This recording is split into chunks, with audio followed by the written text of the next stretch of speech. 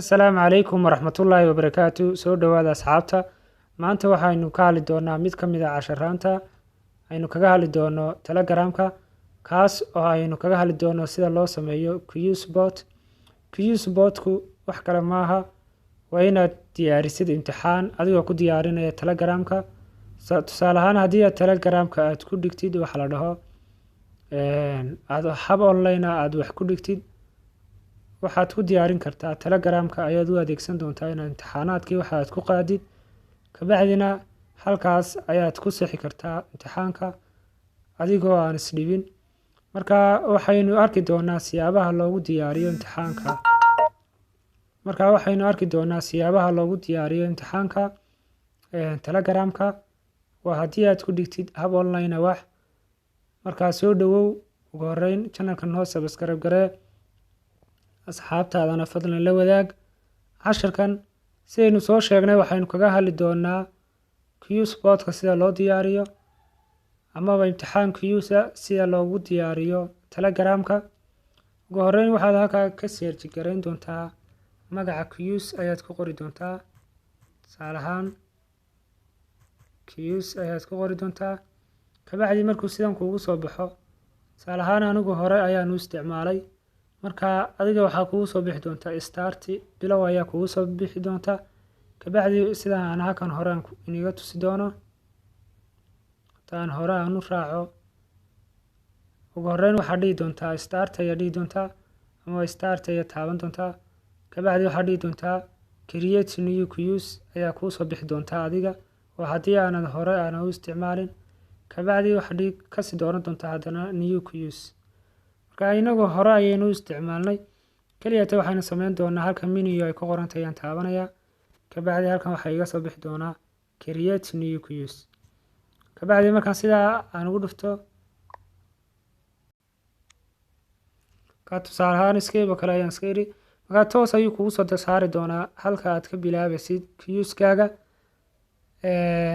kabacdi halkan ay ku qoran tahay create question ayaad ka bilaabi doontaa adigoo gelin doona hadba su-aalaha aad rabtid inaad u soo bandhigtid dadka imtixaanka aad ka qaadasid. Tusaale ahaan inagu waxaynu iska gelin doonaa su-aalo yaroo iska easy ayaan gelin doonaa.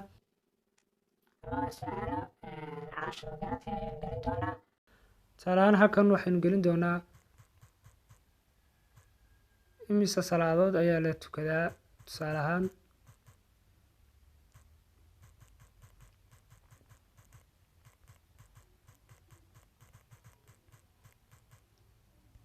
waxaynu gelinay imise salaadood ayaa la tukadaa waxaa la dhaho maalintii.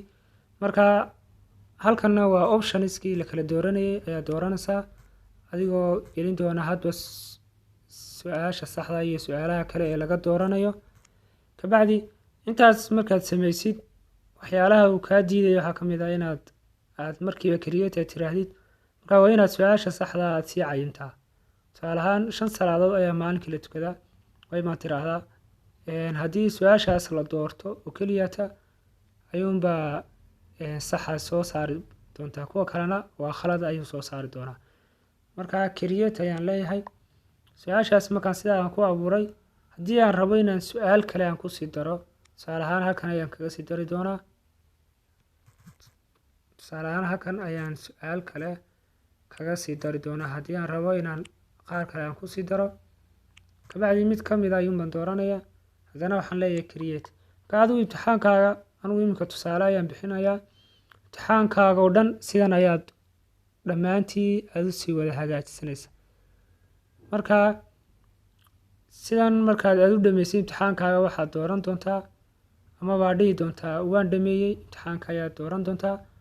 markaa sidee ayaad u dhahaysaa, waxaad qori doontaa slash, kabacdi waxaad dhihi doontaa dhan. intaas ayaad u diri doontaa. intaas markaad dooratid, tusaale ahaan waxa uu kuu sheegi doonaa waqtiga hadba su-aasha laga jawaabayo inaad cayimtid. marka uu qofku sidaa imtixaanka uu bilaabo, su-aasha ma 30 minute ayuu ka shaqeynayaa, ma 2 minute ayuu ka shaqeynayaa. kabacdi tusaale ahaan anigu waxaan dooranayaaba su-aashaas qofku inuu 1 minute oo kale u haystaa ayaan leeyahay. kabacdi markaad sidaas aad dooratid, haddana waxaa sii dooran doontaa halka ay ku qortay Sheffield. kabacdi waxa uu kuu soo saari doonaa imtixaankii oo kala duwan oo la diyaariyay kuu soo saari doonaa.